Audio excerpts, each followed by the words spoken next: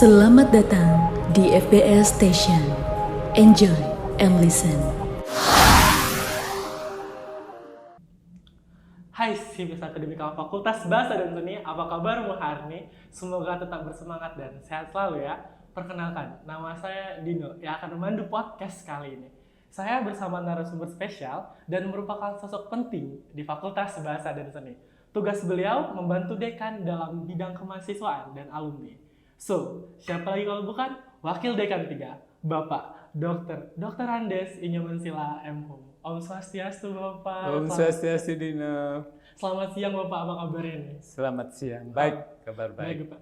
Kemarin kami mendapat kabar nih Pak, bahwa Bapak baru sembuh sakit Bapak. Oleh karena itu kami segenap tim yang bertugas berterima kasih banyak karena Bapak dapat hadir walaupun dalam masa pemulihan. Oke, terima kasih Dino karena semangat Niki. Maka saya semangat juga mengikuti podcast ini. Nih, kami menyediakan beberapa pertanyaan Bapak. Ini pertanyaan santai saja Bapak. Ibarat di pantai Penimbangan kata orang Singaraja mah. Ini pertanyaannya terkait beasiswa dan terkait kemahasiswaan. Pertanyaan pertama ini terkait beasiswa Bapak. Banyak di luar sana mahasiswa semester 1, semester 3, semester 5 ini masih bingung Bapak. Beasiswa apa aja sih yang tersedia untuk mahasiswa sarjana S1? Mungkin Bapak bisa jelaskan sedikit Bapak. Baik Dino. Beasiswa yang ada pada saat ini adalah beasiswa BI. Nah, di situ mahasiswa disyaratkan untuk mendapatkan beasiswa itu minimal memiliki IP 3, kemudian ada prestasi yang memang sudah dimiliki oleh mahasiswa. Kemudian beasiswa berikutnya adalah beasiswa rektor. Beasiswa rektor itu ada dua, ada mahasiswa berprestasi, yang kedua adalah mahasiswa yang kurang mampu. Nah, paling tidak di sini mahasiswa yang berprestasi ada beberapa prestasi yang memang dimiliki oleh mahasiswa, di samping juga memiliki IP minimal 3. Nah, kemudian beasiswa rektor yang bagi mahasiswa yang tidak mampu, ya di situ juga disyaratkan minimal memiliki P3, kemudian di situ ada keterangan bahwa mahasiswa tersebut memang tidak mampu, namun di samping itu juga harus memiliki prestasi yang bisa ditunjukkan, selain mereka tidak mampu tapi memiliki prestasi yang bisa ditunjukkan untuk memperoleh beasiswa. Oke Bapak, berarti beasiswa yang tersedia untuk mahasiswa sarjana S1 tadi beasiswa BI sama beasiswa rektor. Beasiswa rektor. Nah, Bapak, terkait beasiswa rektor tadi Bapak, ada syarat utamanya nggak Pak sebenarnya? Persyaratan utamanya ya, yang pertama adalah IP. Mereka IP minimal IP 3. Kemudian kalau mahasiswa yang berprestasi, mereka harus memiliki prestasi baik itu mengikuti lomba nasional, daerah maupun internasional. Kemudian mahasiswa yang mengambil beasiswa tidak mampu, mereka harus memiliki IP juga minimal 3, kemudian ada keterangan tidak mampu dari kepala desa. Oke, berarti bagi mahasiswa yang tidak mampu harus ada surat keterangan dari tidak kepala mampu. desa. Oke. Betul. Nah, bagi mahasiswa yang ingin mendaftar beasiswa rektor, langsung dicatat ya tadi. Terus tinggal tunggu aja pendaftaran dari pembukaan pendaftarannya maksudnya. Oke, selanjutnya Pak, tiba-tiba di kepala saya ada pertanyaan baru nih Pak. Apabila nih saya misal mendapatkan beasiswa bidik misi ya Pak, tapi ingin mendaftar beasiswa rektor atau beasiswa BI tadi, apakah boleh Pak sebenarnya? Nah, di sini untuk beasiswa tidak boleh double. Kalau sudah mendapat beasiswa bidik misi, sekarang adalah beasiswa KIP kuliah. Nah, di situ beasiswa KIP kuliah mereka ditanggung sampai selesai, sampai tamat 8 semester. Berarti tidak boleh double. Tidak boleh double, harus satu. Tidak boleh maruk Pak ya? Ya betul. Oke, berarti tidak boleh maruk ya. Kita beralih sedikit Bapak untuk program lembaga Pak, program pemerintah juga. Program apa sih yang tersedia untuk mahasiswa yang ingin berprestasi? Jadi program apa yang tersedia yang menunjang untuk mahasiswa yang ingin berprestasi? Mungkin program terkait karya ilmiah, penulisan PKM. Apalagi untuk inovasi digital gitu Pak, mungkin ada? Ya, untuk program-program yang menunjang prestasi mahasiswa yang dilaksanakan oleh Belmawa, di situ ada debat bahasa Inggris, kemudian ada kompetisi debat mahasiswa Indonesia, kemudian ada Pilmapres, pemilihan mahasiswa berprestasi. Kebetulan saat ini ada mahasiswa IBS yang maju di tingkat nasional, dia sudah lolos di tingkat regional, namanya si Oke Aditya Gilang Aditya Oko Pratama. Nah, di situ sekarang Gilang sudah mencapai lolos di babak regional, kemudian sedang berusaha sekarang supaya mereka bisa, si Gilang itu bisa lolos di tingkat nasional. Kita berdoa bersama supaya mahasiswa LBS bisa berprestasi di tingkat nasional. Oke, berarti banyak program yang tersedia untuk Ya, mahasiswa. selain itu juga ada program sekarang mahasiswa LBS sedang mempersiapkan LIDM. Apa itu Pak LIDM? Lomba Inovasi Digital Mahasiswa. Inovasi Digital Lomba Inovasi Mahasiswa. Digital. Nah, semuanya itu berbasis digital. Oke. Nah, sehingga di sini pada tahun ini kebetulan Uniksa menjadi tuan rumah, sehingga masing-masing fakultas di sini diharapkan untuk ikut Berkompetisi. ambil bagian untuk kegiatan LIDM tahun ini. Berarti akan ada LIDM, LIDM. Lomba Inovasi Digital Lomba Mahasiswa. Inovasi Digital Mahasiswa. Oke, untuk selanjutnya Bapak. Jadi kan untuk berprestasi pasti perlu disiapkan ya Bapak. Betul. Apa yang perlu disiapkan di tahap awal Bapak menurut Ya. Bapak secara pribadi? Paling tidak tahap awal yang perlu disiapkan oleh mahasiswa harus memiliki pengetahuan yang luas. Kemudian di situ mental juga, karena dalam berlomba itu pasti harus disiapkan mental. Jangan mental tempe Pak. Betul, mental tempe. Karena kita melihat di sini sekarang mahasiswa LBS cukup aktif ya mengikuti kegiatan lomba, baik tingkat internasional, kemudian nasional maupun daerah. Bahkan sekarang beberapa mahasiswa ikut kolaborasi dengan fakultas yang lain, sehingga di sini memang betul-betul ingin menunjukkan prestasinya untuk meningkatkan prestasi FBS maupun prestasi lembaga Undiksa di tingkat nasional.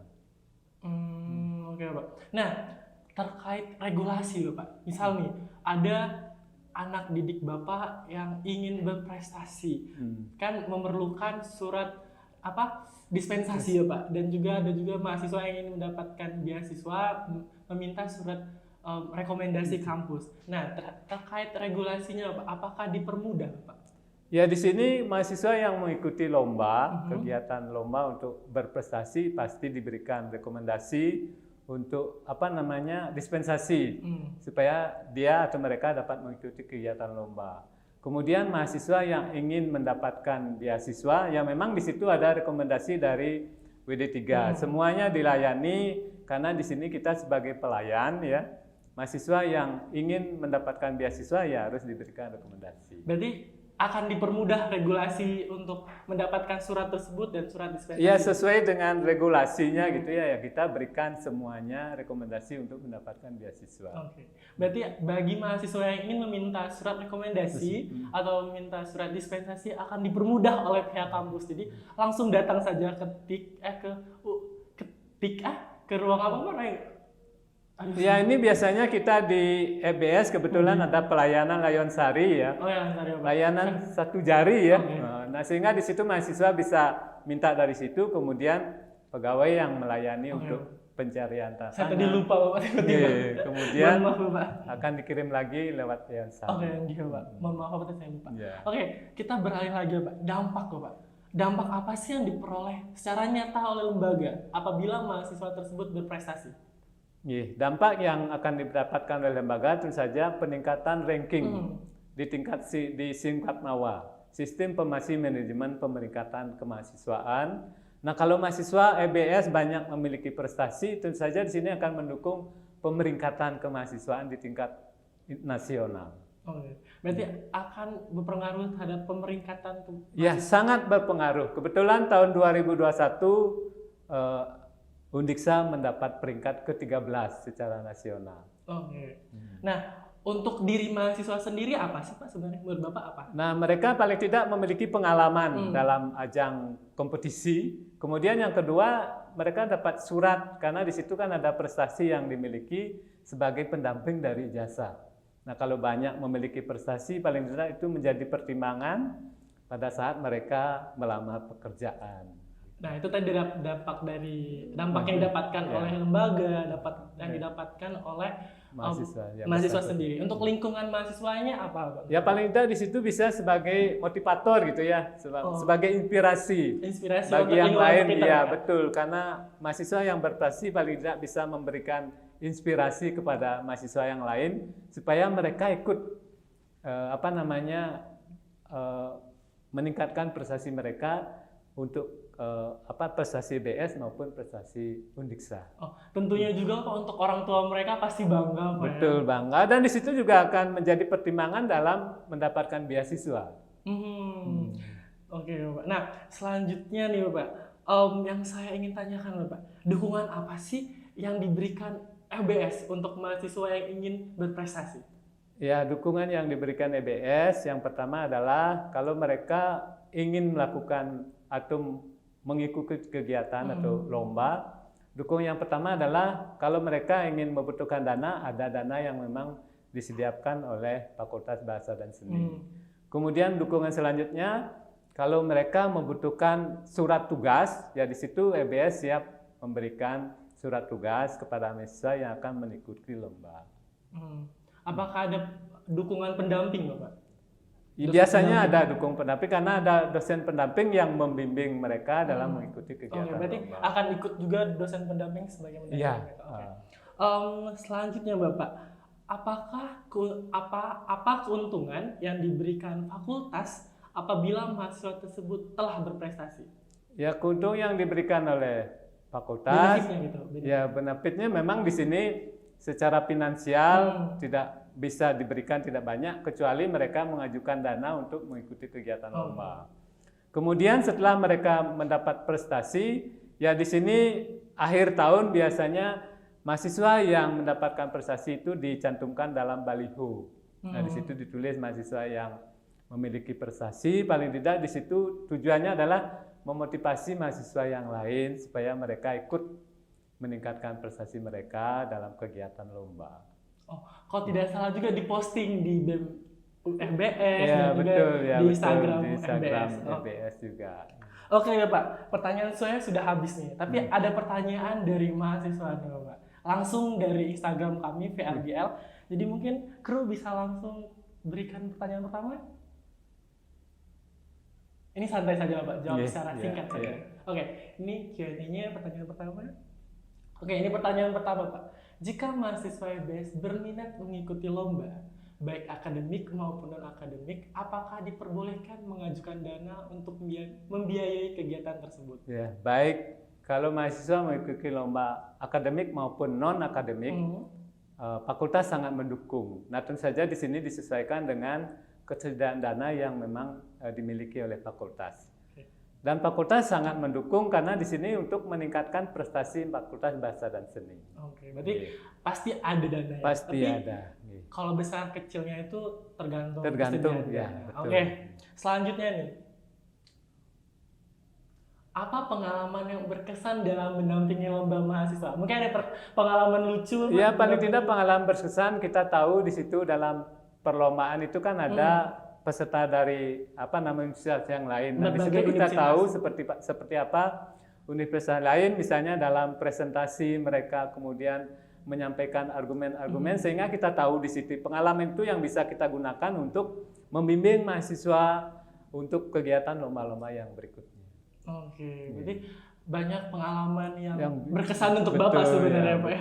Oke, untuk pertanyaan terakhir nih Bapak, ada 3 pertanyaan. Oke, pertanyaan terakhir. Apakah mahasiswa yang IPK-nya di bawah dapat memperoleh beasiswa? IPK di bawah 3,0 dapat memperoleh beasiswa? Ya, di sini biasanya syarat yang harus ikuti oleh mahasiswa untuk memperoleh beasiswa minimal 3. Karena di sini paling tidak dalam peraihan beasiswa itu ada prestasi akademik yang dimiliki oleh mahasiswa selain prestasi-prestasi yang lain sebagai penunjang untuk mendukung perolehan beasiswa tersebut. Oke, berarti harus di atas 3,0. Iya, paling tidak minimal 3. Ya, minimal samping 3. juga prestasi yang lain mendukung. Berarti mahasiswa yang di bawah 3,0 harus meningkatkan dulu. Betul, meningkatkan dulu prestasi akademiknya, kemudian rajin mengikuti lomba-lomba yang non akademik. Nah, di situ bisa mendukung untuk sebagai pertimbangan dalam mendapatkan beasiswa. Oke, Bapak. Oke, pertanyaan sudah habis, Bapak.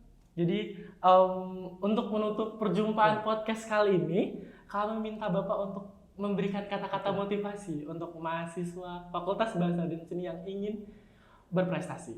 Baik, untuk mahasiswa Fakultas Bahasa dan Seni, jika Anda ingin berprestasi, bekali diri Anda pengetahuan, kemudian juga lebih banyak membaca, dan juga perlu mengetahui jenis-jenis lomba yang akan diikuti, sehingga di situ memiliki dasar apa jenis lomba apa yang akan diikuti, sehingga dapat mencapai prestasi sesuai dengan yang diharapkan.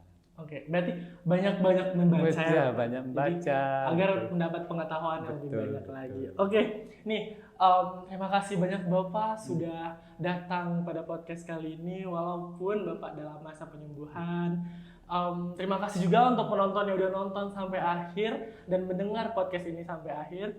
So, pantengin Instagram kami di Fakultas Bahasa dan Seni. Instagramnya itu FBS Undiksa dan websitenya yaitu fbs.undiksa.ac.id. Saya Dino, mewakili grup yang bertugas, pamit undur diri. Bye-bye, sampai jumpa lagi. Om Santi. Om Santi.